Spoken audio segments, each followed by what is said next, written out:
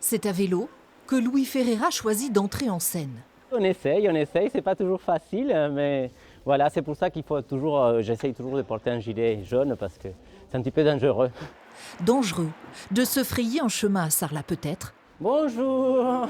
mais la route pour la mairie, elle, semble plus accessible.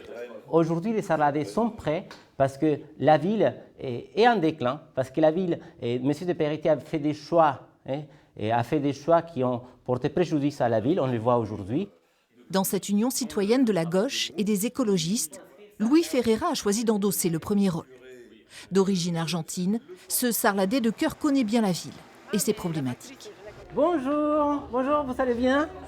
Oui, bon, ça c'est notre programme pour les prochaines élections municipales. Il faut faire de sorte que Sarlat puisse vivre toute l'année, parce qu'il y a des commerces comme celle-ci qui sont ouverts toute l'année et qui rendent service à la ville pour son attractivité, mais aussi pour la vie sociale des Sarladais. Vous habitez en centre-ville?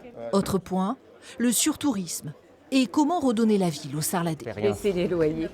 La liste souhaite réguler les locations saisonnières.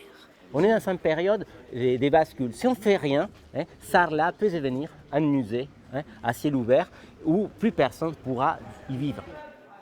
Alors, Sarlat choisira-t-elle l'alternance? La liste Ferreira aime à rappeler qu'avant l'ère de Peretti, un maire communiste, Louis Delmont, a géré la ville pendant 12 ans.